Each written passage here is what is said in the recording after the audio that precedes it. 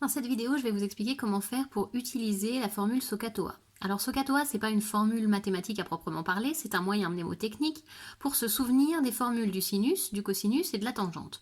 Donc SOHCAHTOA, le S signifie sinus, le sinus est égal au côté opposé sur l'hypoténuse, le cosinus est égal au côté adjacent sur l'hypoténuse, et la tangente est égale au côté opposé sur le côté adjacent.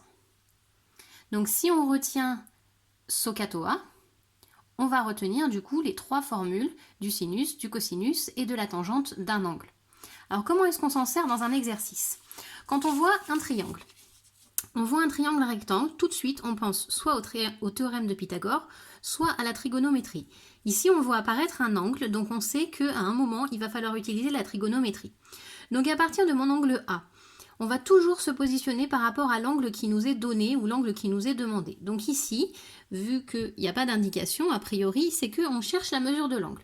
Donc je vais me positionner par rapport à l'angle A et je vais observer les mesures qu'on me donne par rapport à cet angle. On me donne la longueur MA qui est le côté adjacent. Donc je connais le côté adjacent. On me donne SA qui est l'hypoténuse du triangle. Donc je connais l'hypoténuse du triangle.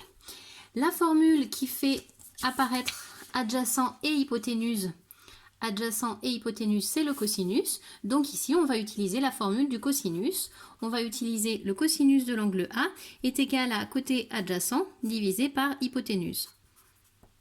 Voilà. Après, on va continuer nos calculs pour réussir à trouver la mesure de l'angle, mais en tout cas, on a trouvé quelle formule il fallait choisir. Si je donne un deuxième exemple, ici pareil, on voit un triangle rectangle, donc on pense au théorème de Pythagore ou à la trigonométrie. On voit apparaître un angle, donc on sait qu'on va utiliser la trigonométrie pour choisir la bonne formule. Par rapport à mon angle E, on me donne le côté adjacent, on me donne le côté opposé.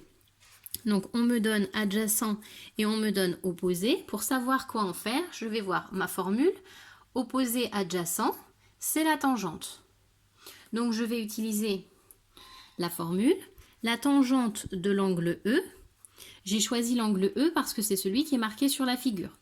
Donc la tangente de l'angle E est égale à côté opposé, c'est-à-dire ZO, sur côté adjacent, c'est-à-dire ZE. Dernier cas de figure. Ici, je vois un triangle rectangle, donc je pense au théorème de Pythagore ou bien à la trigonométrie. Il y a un angle qui apparaît, donc je pense à une formule trigonométrique. Pour choisir la bonne, j'observe. À partir de mon angle E, je choisis l'angle E parce que c'est celui qui est marqué sur la figure. Alors on ne choisit jamais l'angle droit, donc parmi les deux autres, je choisis l'angle E. Par rapport à l'angle E, on me donne celui-ci, qui est le côté opposé. Et l'hypoténuse, on ne me le donne pas, mais je le cherche. Ça veut dire que dans ma formule, il faut forcément que je fasse apparaître l'hypoténuse pour pouvoir, en faisant les différentes opérations, avoir à la fin hypoténuse égale à quelque chose. Donc il faut que j'utilise mon côté opposé et l'hypoténuse de mon triangle.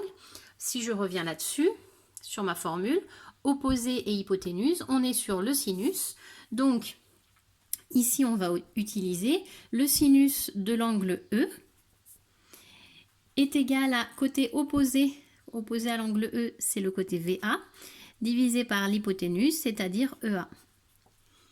Voilà, ça c'est comment on fait pour choisir la bonne formule parmi les trois. On observe dans notre figure qu'est-ce qu'on nous donne, quel côté on nous donne par rapport à l'angle qui est marqué, et à partir de là, on choisit la bonne formule en utilisant le SOHCAHTOA.